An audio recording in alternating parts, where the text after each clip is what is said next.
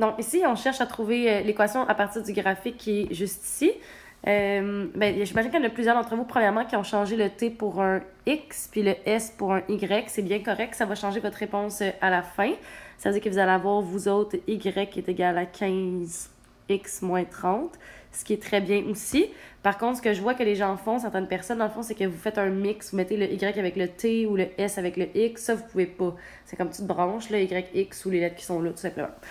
Donc, quand tu cherches l'équation à partir d'un graphique, ce que tu vas faire, c'est que tu vas aller prendre 3, moi j'en ai pris 4, mais 3 points, ça aurait été suffisant que tu vois bien sur ton graphique. Fait que des points qui arrivent pile sur les quadrillés. Et ben, tu vas aller les placer dans une table de valeurs. C'est important que les X soient placés en ordre croissant. Donc, si c'est mes T, là, sont vraiment placés du plus petit au plus grand. Si c'est mélangé, ça va vous causer des erreurs. Et dans le fond, le premier point que je suis allée placer, moi, c'est le point 0 moins 30, qui est juste ici. Alors ça, je suis allée placer le point 1 moins 15, 2, 0 et 3, 15, qui était mon point de plus, qui n'était pas nécessaire, mais je l'ai fait quand même. À partir de là, ben, vous faites la démarche habituelle, régularité, valeur initiale, équation. Vous avez un raccourci pour la valeur initiale, je vais en parler un petit peu tout à l'heure. Donc, la première étape au niveau de la régularité, c'est remplacé par la lettre A. Donc, ce que j'ai fait, dans le fond, c'est la différence des S divisé par la différence des T, ou le bon des S divisé par le bon des T. Je ne l'ai pas dit, mais je le répète, là, vous auriez pu prendre des points différents des miens, il n'y a pas de problème.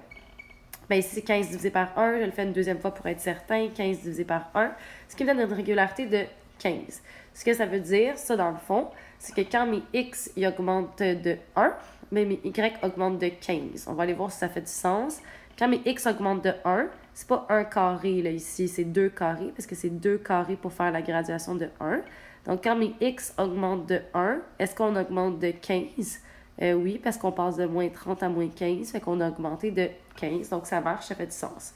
Pour la valeur initiale, j'ai pas de démarche à faire, je la vois ici. Dans le fond, ma valeur initiale, c'est toujours le point qui est sur l'axe des Y, qui est à moins 30. Autre façon de le voir, c'est quand mes X sont à 0, c'est quoi la valeur de Y? Moins 30. Ou vous pourriez le voir, dans le fond, ici, dans la table de valeurs, quand mes X ou mes T sont à 0, ben les Y ou les S sont à moins 30. Tu peux faire la démarche au complet si tu voulais.